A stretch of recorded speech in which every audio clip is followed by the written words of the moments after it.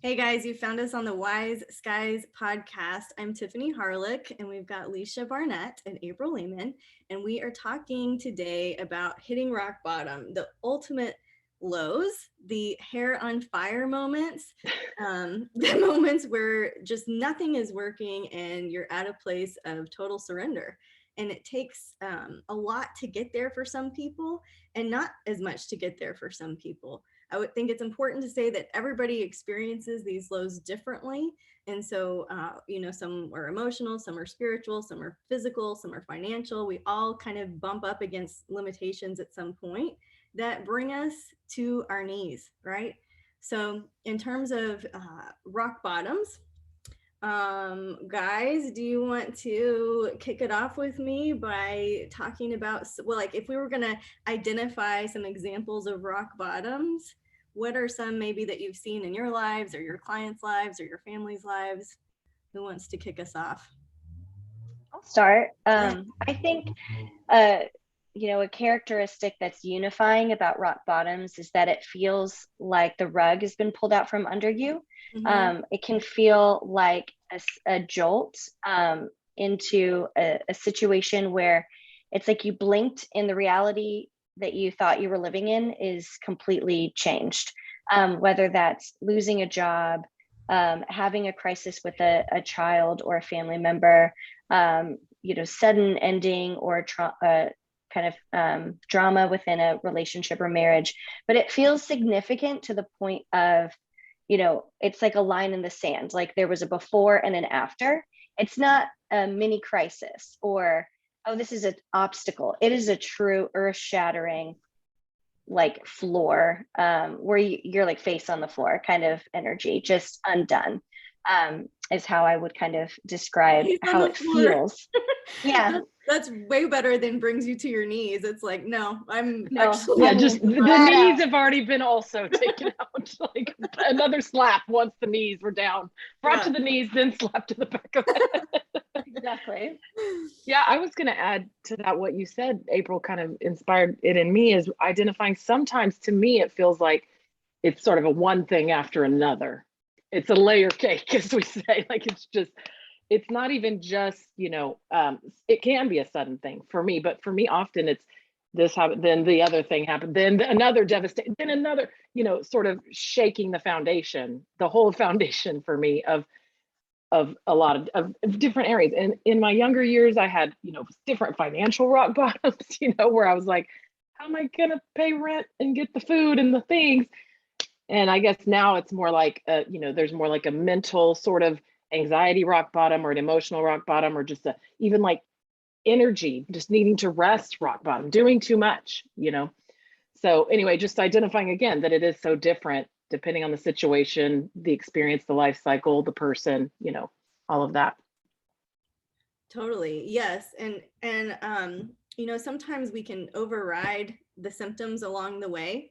And then all of a sudden there's this like you described. I really like how you said like a shattering moment, where if I didn't know we were talking about rock bottom, I would have thought you were talking about eclipse moments in astrology.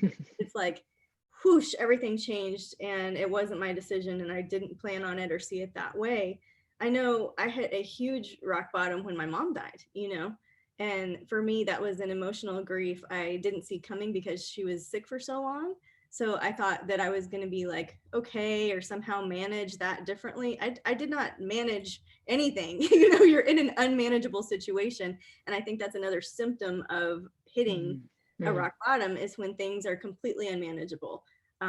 So, we don't want to drag you down with this talk, but we do want to address how different rock bottoms can look for people. And I like what you said, April, too, about like this isn't a mini crisis. This isn't a little hurdle. There's a lot in pop psychology right now that addresses those things in like a super shallow way, right? Like I'm just going to say that. And so we want to kind of level with you on these very deep, tragic, life altering moments, because I really think that that's what the tools of Wise Skies can help you with, right? Like that's the impact that's available. So it's not a sales pitch, it's just a leveling with you on where you're at when you have a rock bottom And we gave you some personal examples and some ideas, right? Like we talked about big breakups. We talked about dead ends with finances. We talked about even dead ends with physical health, right? Like that can be the worst when you're completely debilitated physically, right? And you want to do stuff and can't, right? The severe signs of trauma that we miss the, I guess, road, like the marks along the way. But examples in the media, I wanted to talk about that too. We were chatting before we got on a little bit about some of these. I just watched Bad Vegan. Have you guys seen that one yet? I Uh, haven't. no, Leash, did you see it? No, okay. Well, it's a Netflixer, and it is not what I thought it was going to be about at all. So there's that. But she's hitting her rock bottom, like 6 million in debt to this husband, sorry, that she married, that kept like forcing her to wire him money, and she basically lost her restaurants, lost her passion, lost her everything she stood for. And then on top of it, like, this is such a spoiler, I should stop talking about it, but the idea here is like, that's a great example of hitting a rock bottom. Leah Remini, I love her piece in about Scientology, getting out of Scientology, any work having to do with cults, right? Like that's a serious rock bottom. And The Maid, I haven't seen that one. Have you guys seen that? I can't watch it. It's too, I'm not in the place where I can watch it right now, but a friend of mine watched it, and it's like a series of, oh my God, are you serious? Oh my God, are you serious? And my understanding is the premise is that there's a single mom getting out of a bad relationship, working her way through the things. These are just some examples in media. Do you guys have any other ones that came to mind? It's okay if you didn't. Yeah, I feel like so many shows are built around rock bottoms. One that comes to mind is okay, so the show Ted Lasso, I feel like a lot of people watched that and really loved it. There are two kind of examples that come to mind within that show specifically. So without giving away like too many spoilers, Ted is his character is he's the coach and he's constantly positive. He is so exuberantly happy that he can't help but win over every single character in the show. But he himself is actually dealing with this intense personal trauma, and he starts struggling with panic attacks, and consistently avoids and avoids and avoids his own pain, and uses almost this chronic positivity as a mask for what he's really feeling. And there's a point in the show where he has to face that head on. And I feel like that's a really good example of an emotional rock bottom. He's got his career, he's got friends, like he's got everything, but he is to the point of total body shutdown, physical, emotional shutdown because of this situation that's being triggered. And it's just, and he gets help and he gets support in the show, which is a really good example of how you can work with people to bring you out of a rock bottom. But that's, I think, sometimes a trigger. It's like we know something's coming, but we want to avoid. And so the universe eventually is like, okay, well, if you're not going to deal with it gently, then you'll deal with it when it's real big. And so that's sometimes what happens is we ignore all the road signs that you were talking about, Tiffany. There are lots of red flags that typically come up before you experience that ultimate rock bottoming.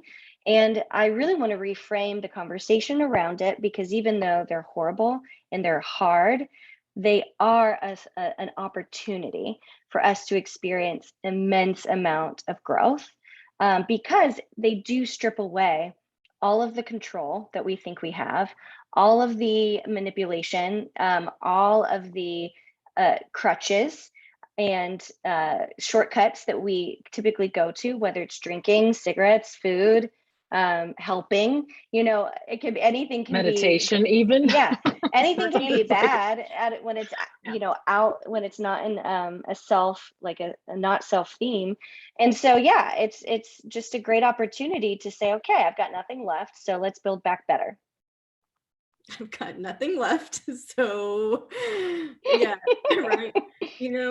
I want to give one more example, and then guys, we're going to shift the conversation a little bit. We're going to get into real talk about what you can do when you're at an ultimate low So if you're like, yes, this is hitting home, don't worry, we're going to provide some hope. And that's kind of the segue, right? I just went to this amazing forensic mediumship training in Lilydale, New York. It was awesome. It was everything I wanted it to be.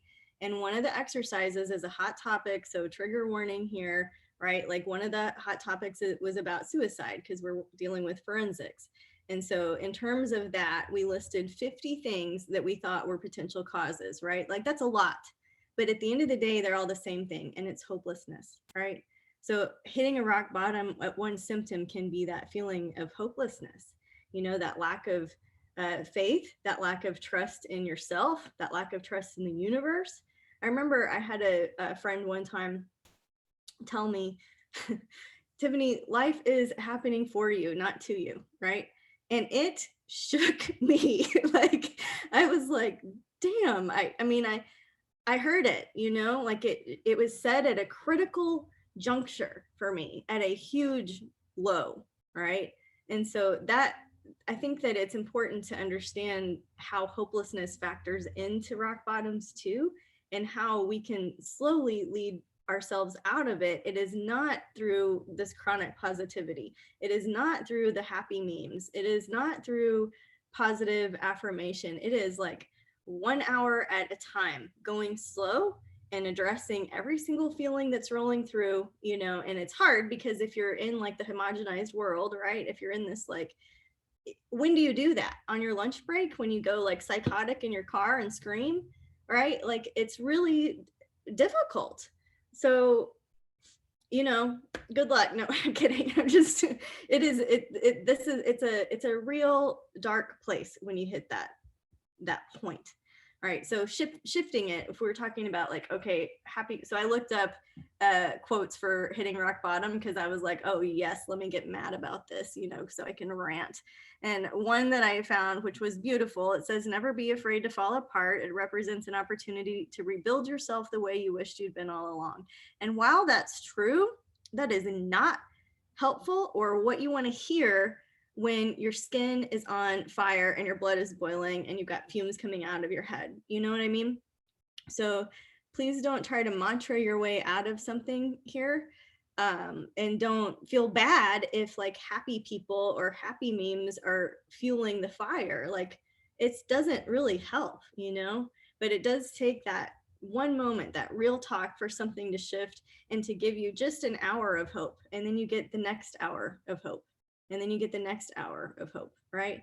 So level 0, total brokenness, total surrender, complete willingness to do anything besides what's been going on, right? What you've been doing, the decisions you've been making, like anything else, like that's the moment of real change. And we can't advise you there, right? Like you don't want to, it's like a thing that happens, you know, organically, naturally, over time. It's not a surprise in terms of the bigger picture. It feels like a surprise, but it's just like, no, the gun crashed. So what do we do? Let's shift it and talk about what we do during an ultimate low. Maybe Leisha, you could talk about feeling things before making decisions. I really like how you talk about that. Yeah, I love how you were saying, you know, when you're having all these feelings and when do you address those? I mean, we're busy and all the things.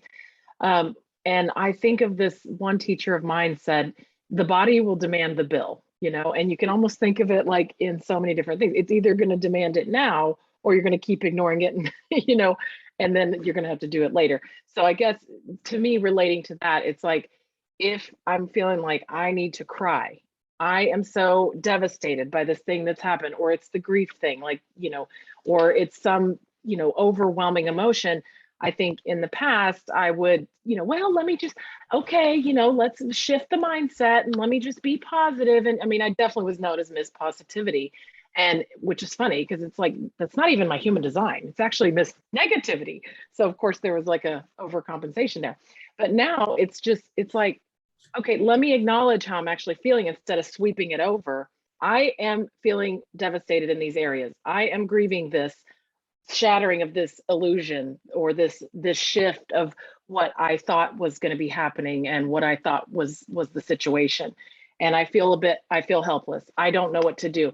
And so just crying or screaming in your car or running so hard on, outside or whatever the thing, however it needs to get out, is actually acknowledging the feelings, getting them out, not attaching a lot of stories to them, because that's what our mind automatically wants to do, is look for the reasons and how can I fix this? The fixing is by getting it out, And so to me, that's been huge, is just let me take the time to get it out and then not attach stories, or at least watch the stories that are trying to attach to it. And, I think we've shared on other, in other discussions, it's this idea of like, am I feeling feelings or am I trying to decide what to do? Because really, but those really should not be going together usually, like they're not going to end up, especially in a low point. You want to acknowledge the feelings and trust and surrender, like you said. I love that word. It's such a surrender point. That's also the sort of the the other side of the coin of the hopelessness of the rock bottom. I got to surrender now. I'm hopeless. I can't do anything. I can't control any of this. Everything's just, hitting me one after another, knocking me from the knees to the face, whatever. And I just have to surrender. So I just love that, like, feelings or decision. Like if you're having feelings, stop and just release those and watch the stories, let them go by, tell your mind it's okay, and just get them out of your body, because it's only going to compound onto the rock bottom if you in the body. So yeah. And it's not like a one-time crier. Like, it took me, I don't know, 35 years to layer a lot of stuff up that needed to be released. You know what I mean? So it's not like it's my mentor says, give yourself 3 years. And I'm like, I do not want to take 3 years to feel my way through it. And I mean, she's right. Anything that is majorly cataclysmic in my life has taken me a really long time, because the feelings hit, the triggers happen at different peaks and valleys of life. And I'm like, oh my gosh, I'm feeling all that all over again. So because you were talking about surrender, I looked up the definition, which is awesome. It says, cease resistance to an enemy or opponent and submit to their authority. And so I like the cease resistance, because one of the solutions here for you later, sneak peek, is finding recovery, finding a form of recovery, a 12-step program, right? This one, there's one here where it's we stopped fighting is one of the biggest nuggets. Surrendering, ceasing resistance, stopping fighting. Like that is what surrender is. That's all, right? And we can do that. We can say, I love you so much, I'm not going to argue with you anymore. Goodbye. I love you so much, I'm not going to butt heads with you. I love me so much, I'm not going to butt heads with you. Right? Like really, right? Both. And I took us off track. I think that's so important, because it's also, we think about surrendering as giving up, as quitting. Yes. But it's not. It's choosing to love yourself in a really real way. Like I think a lot of people get caught in the fight and the cycles because they think if they give in, then the other person has won, or the enemy has won, or somebody else will get the last word. And it's just not that way. That is a false kind of way of looking at it. Surrendering control is a way to end cycles, to break something that is unhealthy, that is no longer serving you. And so don't think that it's like I'm surrendering, so I'm giving up, so I'm quitting, and I'm letting someone else win. That's not the framework that I would, want to focus on. Can I add? Yes, oh, yeah, go ahead. Go ahead, Leash. I just from what you both said, it's like really, it's surrendering to divine timing. It's surrendering to, I cannot control this. I have tried. Yeah. I've done every, and so it's sort of surrendering to the process, surrendering to, I cannot control the timing. I can do every single thing on the list and it's not the right timing. Right. Am I going to fight against that? Am I going to, that's the opponent is fighting against timing, the universe, Right. So it's sort of shifting that to not the positive, just being like, you know what, I'm going to trust in divine timing. I'm just going to, wait and see how this naturally resolves. That is so beautiful. And April, like how you're talking about surrendering, it feels like a negative thing, that word sometimes, right? Like, ugh, I could just give up, right? I give up can be good, but like I want to just go back to my nugget about recovery programs, because the first step is that we admitted we were powerless, right? Over insert topic, right? Alcohol, sex, relationships, drugs, gaming, gambling, anything, but that word, we admitted we were powerless over, right? We admitted feels like, oh, I'm guilty, I did something wrong. And we don't believe that over here. We believe in no fault living here. Wise guys, right? So admitting, like if you think about admission, that's your ticket in.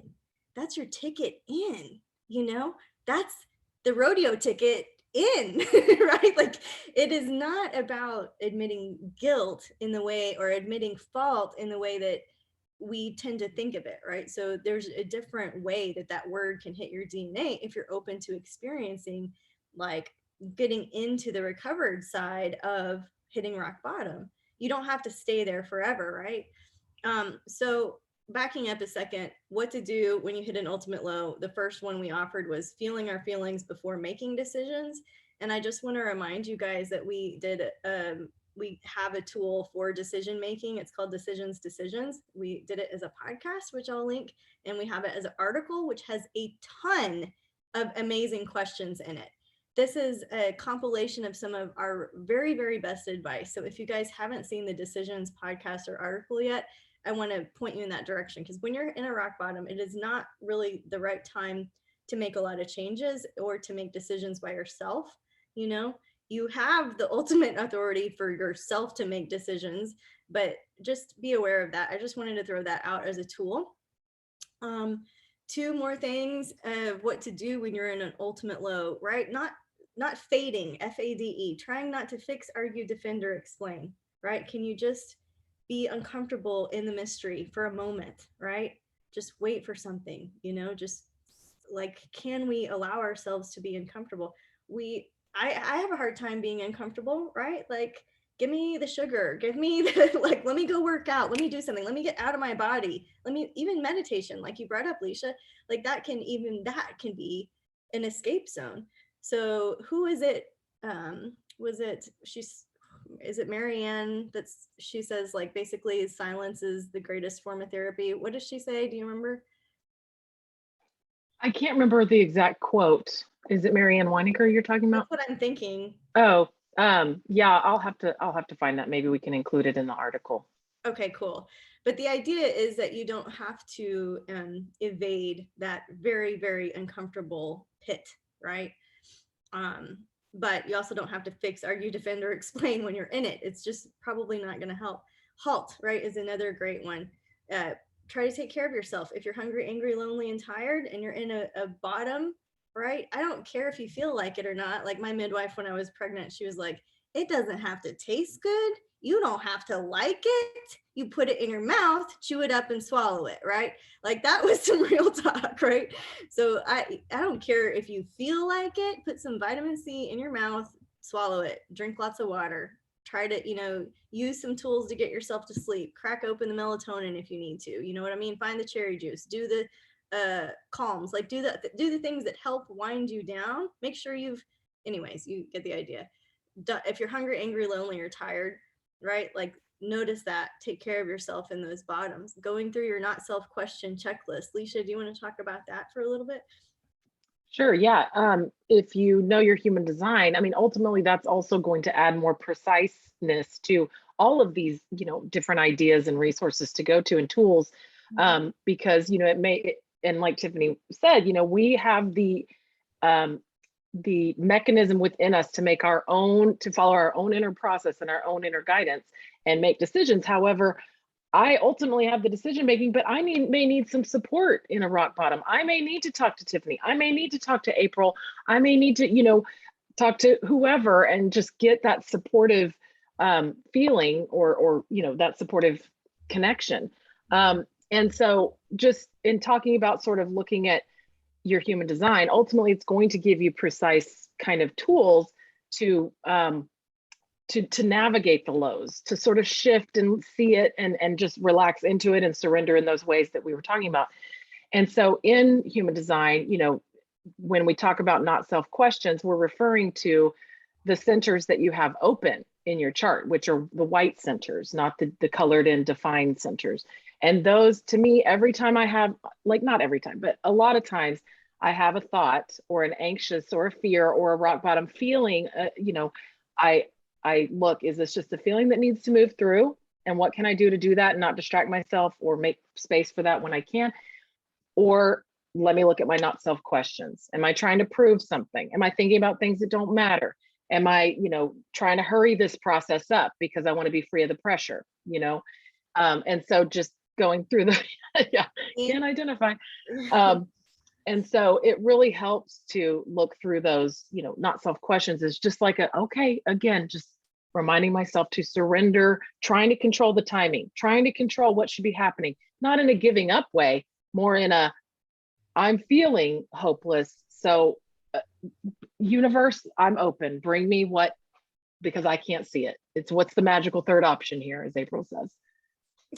I have a question. So for like, just kind of as an example, experiment, Leisha, I have all defined centers except I have an open head and open ajna. So just the two here and here that are open. So if I am, what would be like an example of my not self questions? Or how would I look at my chart? Yeah. So on my body graph, you can create a free account, and on the centers, you should be able to see the not self questions when you hover over it, or it'll have a little side thing you can click. And so with the head and the ajna, those are some humdingers, especially if those are your only two undefined centers, because the most is going to be going on there, right? Like the most mind chatter. So that's thinking about things that don't matter, and all the different ways we can say that, right? Things that don't matter to you, things that don't matter right now, things that don't concern you. Someone else has a question and you're trying to answer it, all of that. It can, there's double clicks 90 times on the does it matter thing. And then the ajna is feeling like you need to be certain, feeling like, you have to have the answer. Oh my gosh, I don't know. So I need to come up with an answer and be certain with how this looks. And instead of just being like, I'm not certain, and I'm going to be comfortable with uncertainty. And you know what? I don't need to think about that. It actually doesn't matter right now to me. It might matter in a month. It might matter tomorrow, but right now, in this moment with this scenario, and that's a nuanced question, of course. But yeah, those are the two. Does it matter? I love that. Yeah. I relate to that so much. And I think that this is a great opportunity to kind of look at your not self questions. And then if you are like, okay, I understand what questions I need to ask, but if you can't access those answers, it's a perfect opportunity to go into the Akashic records, because that's where we get answers. And that's where we can understand, okay, what doesn't matter to me? Maybe I don't know. Maybe I can't, maybe I'm in such a crisis and my emotions are so high, I can't filter through and I need some help. And that's where I would say, go into the records, use someone like me to take you there, or we're going to record a prompt meditation that if you're a member of Wise Guys, you can also walk yourself through. So that'll be coming as well. But yeah, that's perfect kind of way to double layer tools and get some guidance from your human design. And that narrows your focus, gives you a framework of what you need to unpack, and then you can take that into the records. Can I add to that? Just because I think that's just brilliant. Because I mean, even like I'm in a sort of it's not rock bottom compared to some points in my life, but there's certain situations where I feel like it is at a very, very low point. And so because there's kind of a trauma sort of response almost that can happen, or it can be triggered, or like you said, the feelings are happening.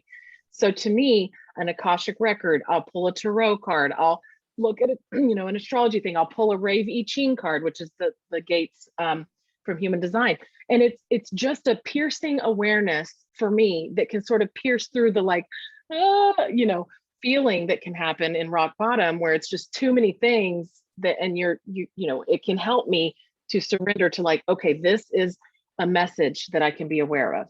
This is sort of a thing I can watch today. This is a thing I can watch for this hour, you know, and kind of let me just see, look at the not self questions. Let me do the Akashic record prompt or get the reading on that. Let me, you know, do a tarot reading with Tiff. Let me, you know, do a human.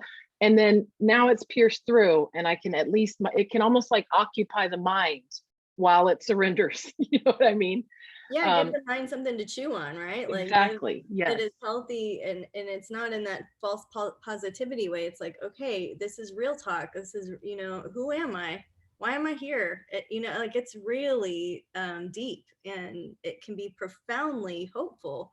I wanted, because you brought up the tarot cards, I wanted to also segue that they show us the tarot, as if you study it, is a natural path from rock bottom, hanged man, can't do anything, to the world card, full of hope, full cycle, everything makes sense. I can be useful to other people. Don't think that your lowest of lows isn't somehow impacting people. I'm going to tell you guys a real personal and private story that I wasn't planning on telling, but it has to do, you got, a lot of you guys know that I don't drink, I don't eat meat, and it's a big part of my life story. It's not for everybody. I don't have any judgment on it. But for me, about 6.5 years ago, that was a major rock bottom for me. And about 3 months into my sobriety experience, meaning I stopped drinking, I wasn't taking any recreational drugs, right? I had enough. Like, I thought it was stupid. The steps weren't helping me. I wasn't feeling any better. I might as well just go have a drink. I feel a lot better when I do, right? And so when I was leaving to go to the bar around the third month, my door was blocked by a stretcher with a guy on it that had tried to kill himself from drinking. My door was blocked, and I can hear the EMS, what T guy. You know, I could hear the emergency worker telling the guy, right? Like, have you considered a program of recovery? And don't you know that, I mean, God bless him. Don't you know that that was probably one of his lowest moments, right? Trying to take your life by drinking, you know? And don't you know that he had no idea that that moment impacted my entire program, right? Like, so just because you guys are pointing to chills, I have chills too. It usually makes me cry. I'm really surprised I've even told that story, but I think it's profound that, you know, you don't know how your lowest low is going to impact somebody, and you don't even care about it in the moment. You hate everybody. You don't, you know what I mean? Like, you don't want to help anybody. You just want to, like, not feel your pain anymore, right? And It's so so, true. Thank right? you, Tiffany, for sharing that. That's really beautiful. And it's funny because one of my biggest life rock bottoms um, was, just to continue the vulnerability moment. You know, I decided to leave my marriage and was living in Houston. I literally put my 3-year-old in the car, packed it up, drove away, never looked back, and started my life over in Waco, which is where I live now. And I had nothing. Like, I quit my job. I literally sent my resignation. I was working for my ex-husband's parents. So I sent my resignation as I hit the road and was out. And I had like $500 in the bank and no place to live and no money and no job. So what's so crazy is, you know, just through loving myself, it was such a profound low, but it shot me energetically on this new trajectory, because it was the first time I chose myself in my entire adult life. It was the first time I made a choice that was good for me and said, I don't care about how it affects anybody else. Now I have worked with so many women that are going through divorces with kids. And I am like someone on the other side of it now. I'm remarried. I have a great life. I, you know, found partnership on my terms. And it's all, that part of my life has been healed, but now I do actively, it's like I have a vortex or like an energetic sign that says I'm divorced, and I'm a mom. Like, if you need help, find me. And I will like talk to people through it and help them see that there is light at the end of the tunnel, not spiritual bypassing, not, you know, avoidance, not like happy quotes, but no, I've been there, I've been where you are, and I'm proof that you can get on the other side and be okay.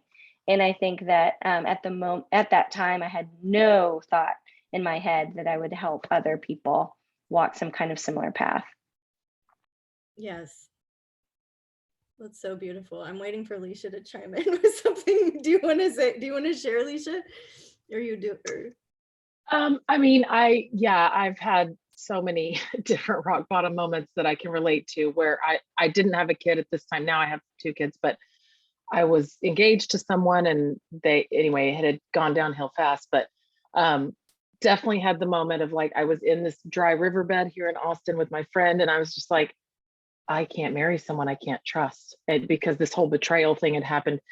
And I literally went to the house with my friend, got a backpack together sort of in the back room before I, went out to the yard, gave the ring and I mean, it was the blocking of the car and like this whole traumatic experience.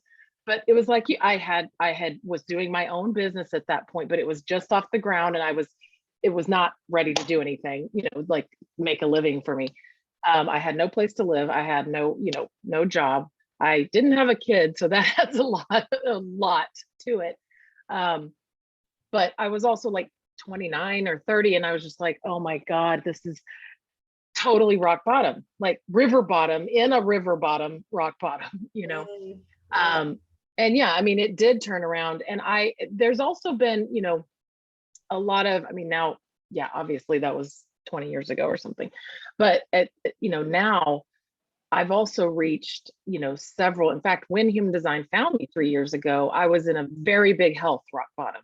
There were so many different health things that were happening. It was one thing after another. It was not because I wasn't vegan or working out or doing the yoga, doing the meditation, name it, I was doing it, really, seriously, it was insane.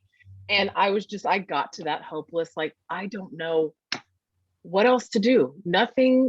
I'm different. I'm jacked up. Like something's wrong with my everything. And I don't know what else to do. And it was that sort of surrender, hopeless feeling, which allowed the thing for me that was the answer, for me. And now all of those things have turned around and I mean, I don't have pain in my body every day. I don't have like the shape of my body and face looks different, just everything, the skin, everything. And it's changed everything. So it's like, if that rock bottom hadn't happened with my health, I don't know if the opening would have been there for the thing that for me was what I was missing, I don't know if it could have come in. So anyway, that reminds me of like one of our sayings is don't quit before the miracle happens, right? Because there's always like a miracle on the other side, right? And we tend to go from Barditch to Barditch. We tend to go from the lowest to the highest. And so we might need to talk again, guys, on another episode about like the opposite of rock bottoms, like the pink cloud moments where you're too hot, like you're just, because what goes up must come down. And we are in an astrological period of Jupiter being next to Neptune, and things are very inflated. Things feel much bigger than they are. The magnification glass in the sky. So that's another tip. I want to go back to some of our tips for going through rock bottoms is looking at the astrology transits or the human design transits.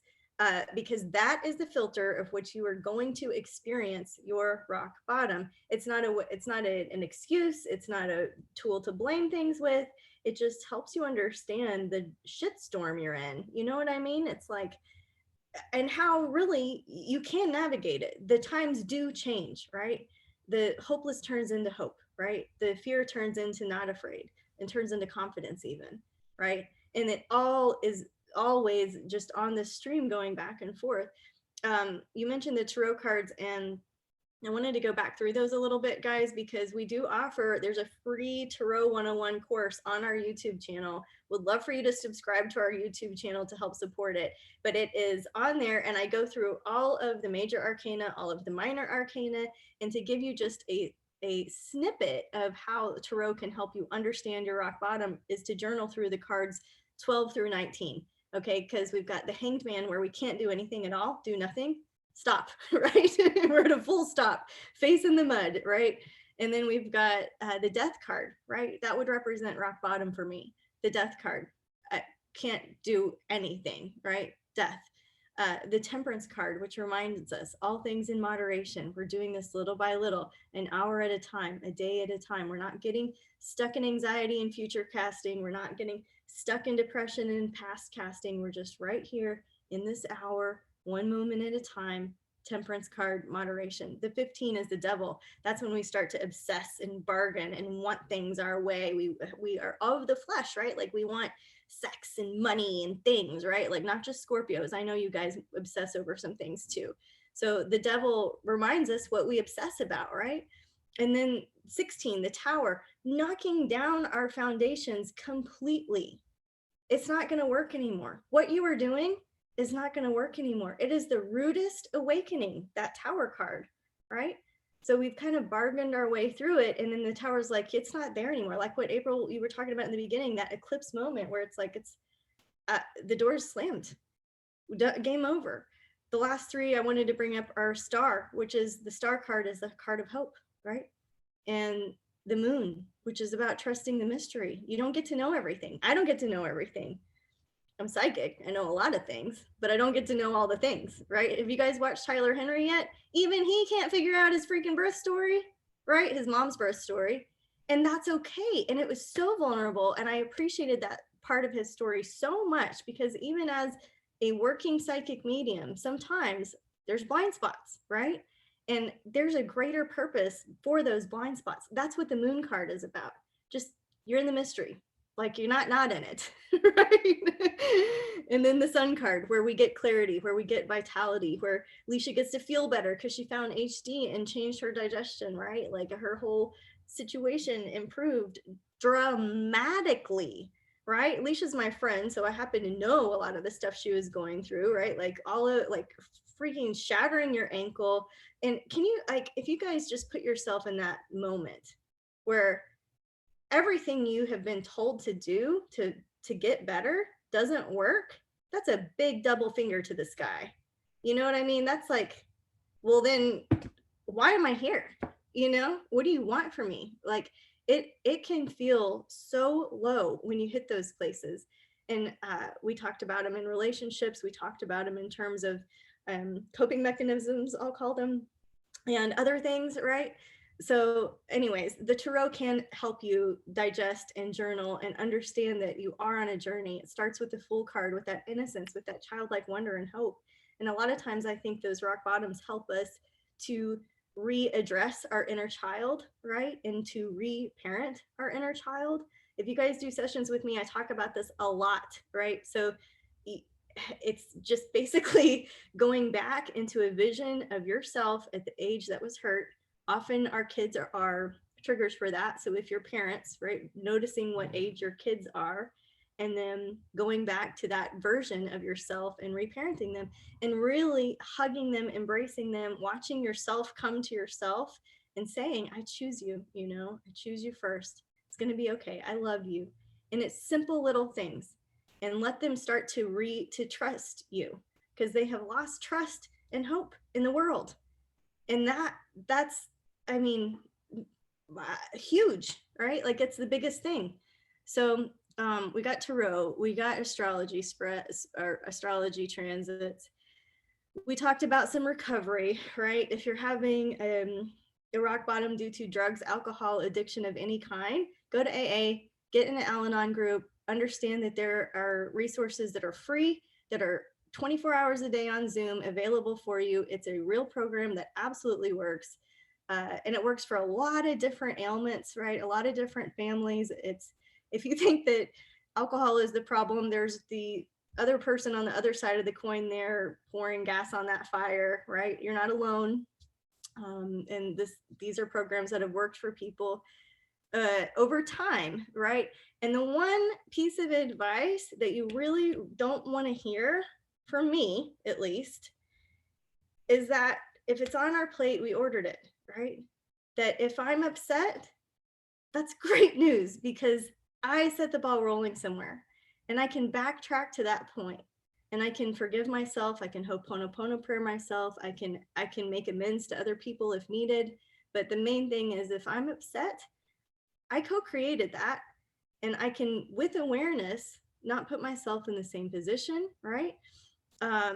we can't control people, places, and things. And I think that's where we lose hope a lot, is where we had an expectation that somebody was going to be this certain way, or it was going to work out, or this is what my life was supposed to look like. But we're powerless over all those things. We're even powerless over our own behavior, right? We end up having to use that self-reflected consciousness, understanding ourselves at the deepest possible level. And I think that we're just in an age of what I'm going to call cycle breakers. And it's really uncomfortable, you know? It's really uncomfortable. So my mentor says, if you're uncomfortable and they're unhappy, you guys are probably growing. And that is not fun to hear, especially when you're really, really, really low. So before we move on to kind of our last little bullet point for the podcast, do you guys have any other things that we haven't talked about or that you want to give feedback on for specifically what to do during an ultimate low? It keeps coming back to this just really simple point, and it doesn't, there is all the inner child and the different things, but I think when in the lowest of the low, what you shared going through the tarot, it's like, it's a cycle, just like the astrological, activations, just like the human design transits, just like, all of these, just like the tarot, it is a cycle and it will come back up, and so one thing I've been saying to my teenager lately, who is experiencing a lot of ups, lows, highs, lows, as is kind of expected at that age, is just wait. Just neutrally and calmly, I just say, just wait. I know, just wait. And if you can wait, and again, you can do things to occupy the mind and to sort of shift the things and bring the clues in and the awareness in and pierce through all of that. But for me, it's just wait.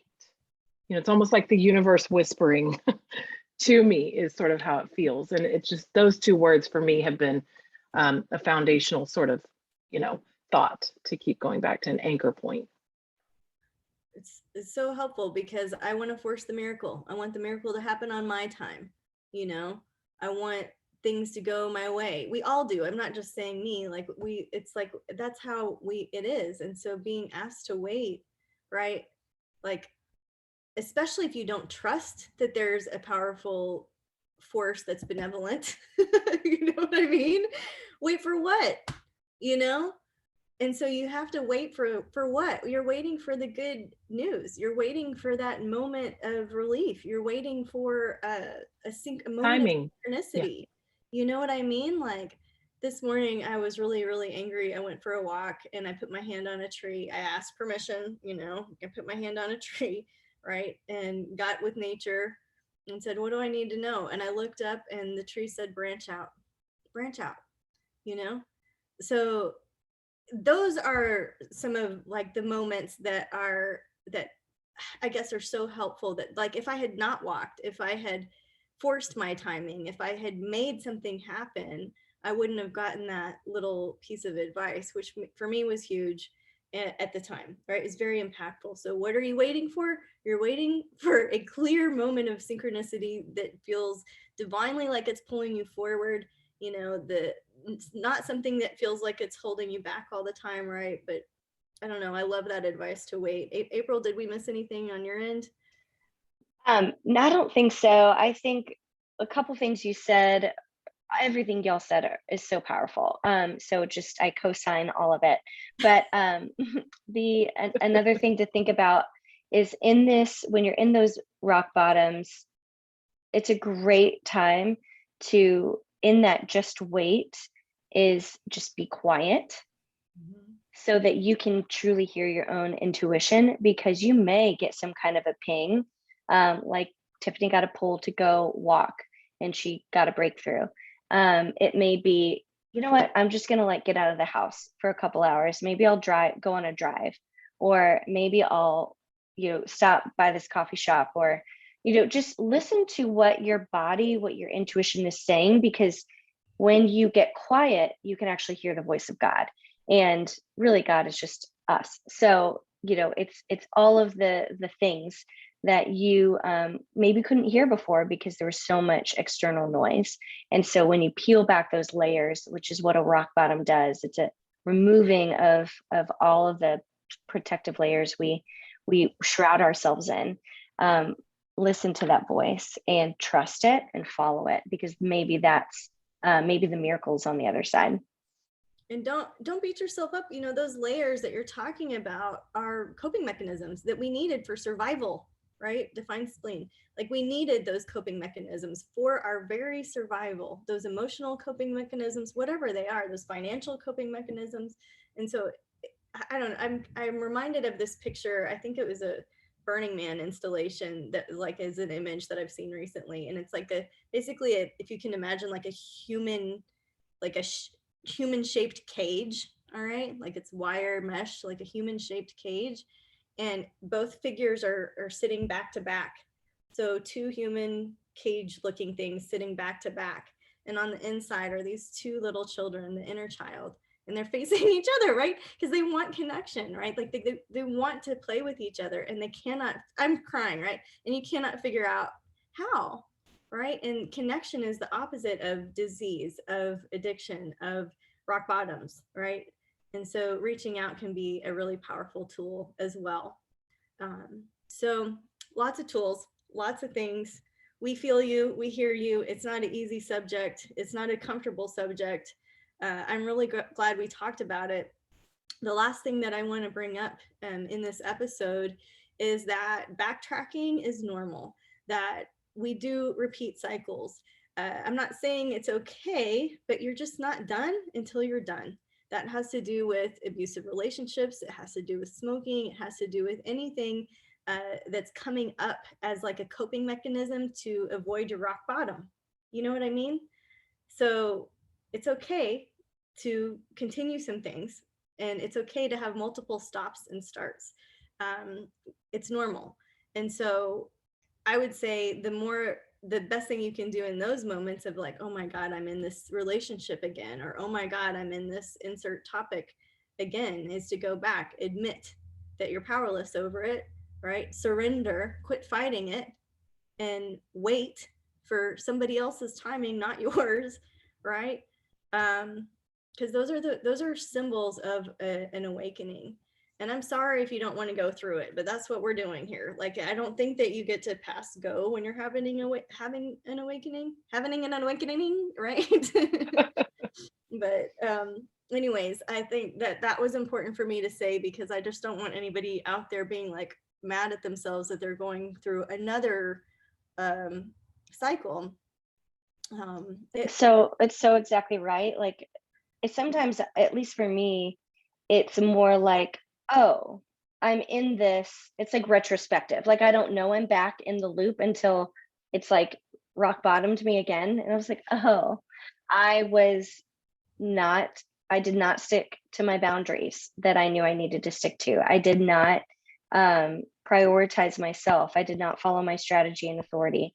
I did not lean into the relationships that are life-giving. I gave away to people that, don't value me, et cetera, et cetera, et cetera. But sometimes you don't realize you're in that cycle until you've been burned yet again. So yes, lead with forgiveness. You didn't do anything wrong. You didn't fail any tests. You just have another opportunity to learn. And it's more data, it's more information. So be kind, always be kind to yourself, but especially in these tender moments. Like Tiffany always says, everyone deserves more unconditional love, not less. So your inner child is one of those, and your current self is one of those as well. Right. They didn't betray me. I betrayed myself. At what level? And go back to it, super tender episode. I hope you guys are crying at home. Because we all are. I need tissue. It's hard. Oh my It's not gosh. comfortable to talk about this stuff. I really appreciate your time, Leisha and April, and sharing your experience, strength, and hope. And just knowing that there are tools to go through this stuff is powerful, right? We talked about like the astrology transits, looking at the tarot, like getting help with psychic readings, getting help with human design. If you haven't had your foundational design, start there, right? It'll answer everything. And then go into the Akashic records. April, in the article, you talked about like the Akashic records are great for asking questions, getting clarity, and getting getting clarity on particular stages in your journey. Do you have any, I don't want to put you on the spot, but do you have any examples? And I also don't want to like name names or throw clients out there, but do you have any examples of how the Akashic records have identified a rock bottom pattern that somebody has been able to see, or like, oh, thank you, you know, this is helping me through this powerful pivotal moment? Is there anything you can think of?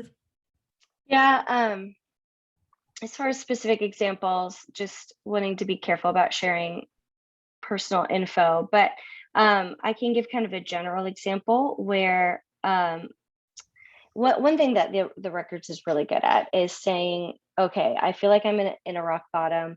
Where did I go wrong? You know, what did I, you know, this is what's on my plate. I didn't realize I was ordering it.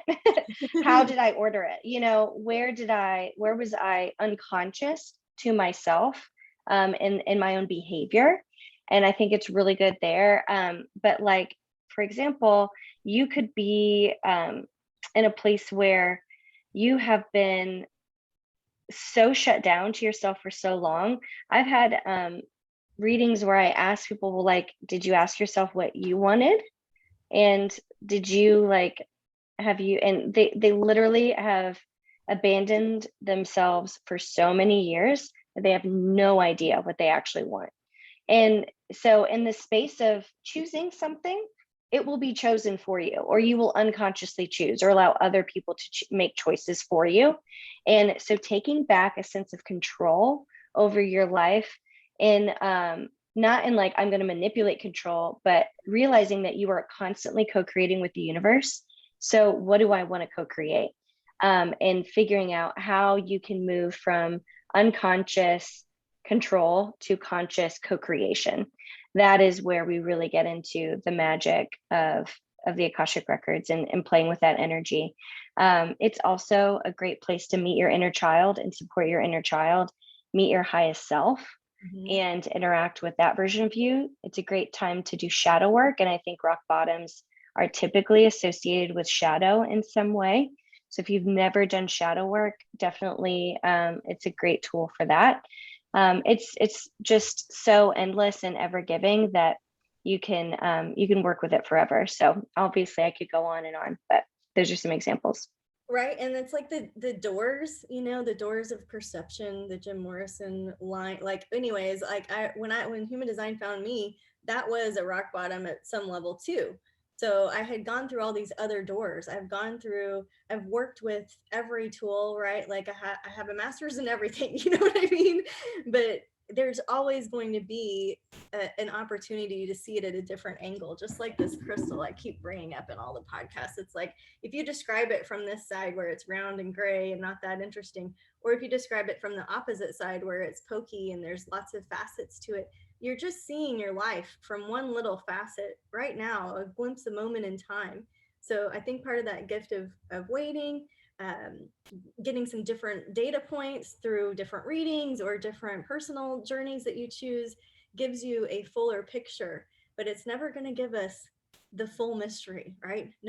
We don't know that. And I think that's okay, right?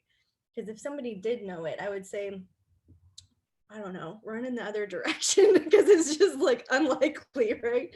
Like we're just on a mysterious path, and it is an experiment. And we can experiment differently going forward, 1 hour at a time, you know, sometimes 1 minute at a time. And it's a constant state of surrender when we're at that low point. Like, let me just give this one over right now. Let me try to give this one over. Let me just breathe, right? Sometimes that's all it is breathing in and out through the nose, eyes closed, calm down, count to 10, right? Do it again as needed. So I think we're at a good place of closure. You guys feel good about what we talked about? So good. So good. I'm going to be listening to this later for my own situation, like re-listen. I think the last thing, I wasn't going to say it, but I keep feeling like I need to, so I'm just going to. The last thing I want to share is a piece of advice I heard in a book that I'm reading right now. And it's actually about advice, the concept of advice. And it really, I think, is so relevant to what you were saying earlier, Alicia, about doing everything you knew to do, doing everything correctly, and it still wasn't right for you. anytime you get advice from somebody, you are asking them to speak into and project into the future based on their narrow lens, their experience, their understanding of the world. And the situation in this book that came up was this person who was on a precipice. His mom decided, all my kids are going to go to college.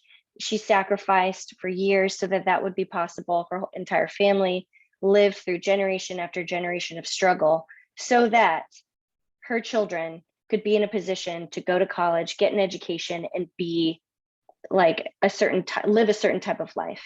Well, this person, that just wasn't right for them, and they chose a different path. And that was so terrifying for the parent, but it was absolutely, and you could see, like, from her understanding of the world, that is what was correct. That is what makes sense. But it could be completely the opposite is true for you. And so that is why I think the work we do at Wise Guys is so important, because we are about empowering you to find your own path, your own design, experience yourself, not live based on anyone else's rules or anyone else's advice. It is about finding your own truth and abandoning all else to live that fully. And so when you are in a rock bottom, it is an incredible opportunity to strip away, again, what is all of the stuff you've heard, the conventional wisdom, throw that out, come back to what's true for me. And it may be right now, what's true is I need to take a drink of water. And then maybe it's, I need to just breathe. Maybe it's, I need to eat a vegetable. And then you just one step at a time. Yes. Vegetable. One vegetable will fix like this. What vegetable came to mind? Like, did you have a vegetable in mind? Like celery, right? Like a carrot. Let me eat a carrot. It's so only. April, it's like that. It is so radical to live as yourself. It's just so radical, It's radical. No one's doing it, man. We're all just not selfing on top of each other.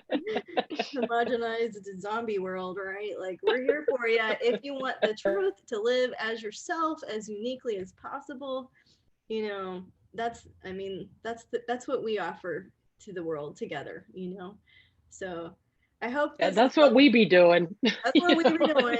So we're doing for our own. Yeah, exactly. That's right. And I think that's why it's powerful to you guys, is because it's like you can see that we have gone through this. And anyways, I'm so glad we had this topic. I'm really proud of us for addressing it. We would love to hear your feedbacks, comments. We would love to work with you directly. We would love to have you in our membership. It's currently only $22 a month. That will be changing. But right now, you get lots of things in the membership, including an Akashic record reading from April for the month for our collective. You get a human design support call with Leisha. We've been going through the centers. You get access to all of the old recordings and the past classes. That's a huge VIP ticket. I go through the Astro Tarot and do a card and a reading for every sign. And then we have a master teacher that comes in and does workshops, and our workshops are for members only. So we've done eclipse workshops, we've done Enneagram workshops, we've addressed all of the things. And before we go, is it okay if I do give us a little card reading? Okay, so thank you guys for hanging in there with us. This episode was nice and beefy. Let's just clear the deck for anybody watching going through a rock bottom, anybody watching that needs a little extra cosmic advice or support or guidance, to feel seen by the unseen world, to feel a moment of synchronicity or magic. I really hope it's a good one. All right, we get the card of love. So I'm going to read it to you guys. And whoever needs to hear this, this is for you. Could be me. Okay. All right, so this deck is made from a Sedona artist, and it's called Mystic Art Medicine, and it has lots of different interpretations, different cultures, different belief systems painted into it. And this happens to be the cosmic Christ presence. we just experienced Easter yesterday, so I find that interesting.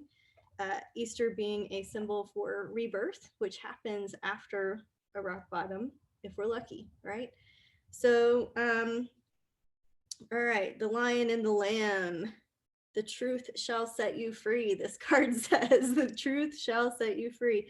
It says that Christ as a man walked and talked his truth, that love is all there is. Jesus Christ is the living, loving light of integrity. Look deep into his eyes, his soul, his heart, and allow his truth to penetrate your heart, freeing you from the illusions life experiences have taught. I think that's important. Free yourself from the illusions that life experiences have taught. It's important to realize that the pure nature of divinity is love in unity. There is no separation in truth. The detached aspects exist only in view of our conditioned mind that perceives duality's illusion. Leisha's like salivating on. I'm just like, oh, magnifique. Man, couldn't be more perfect. Oh, I got two more paragraphs. Just wait for it here. So we're talking about conditioned mind and losing our conditioning. To maintain your deep connection to love, adhere to a call of self-discipline. Commit to being uncompromisingly honest in all situations in your life, right? Like, should have put that on the list, be honest. Being in integrity with yourself means loving yourself so much that you never give your power away or settle it being small so people will like you. Or like April pointed out, taking advice from somebody that has a narrow focus that can't really speak your future for you. Or conversely, making yourself bigger and more important, right? So that people will like you. Follow your heart's dreams and honor first the love you are as the true living, feeling, conscious, and awake human being that you see when you gaze into the eyes of the beloved cosmic Christ. In choosing the medicine card of love, the cosmic Christ reminds you that the power of love is the greatest power there is. The love is in everyone and can shift any situation at any time. Love can. Seek and honor first the kingdom of love in your heart, and all else will follow. This seeking is not only done in the silence of prayer and meditation, but choosing love is consciously found in the experience of every moment, right? So moment to moment. I just want to show you the rest of the deck so that you know I didn't there were a lot of cards we could have gotten, and that's the one that we got. All right. So I hope this has been helpful to you guys. We'd love to see you at wiseskiescollective.com. And until we can work together again, namaste.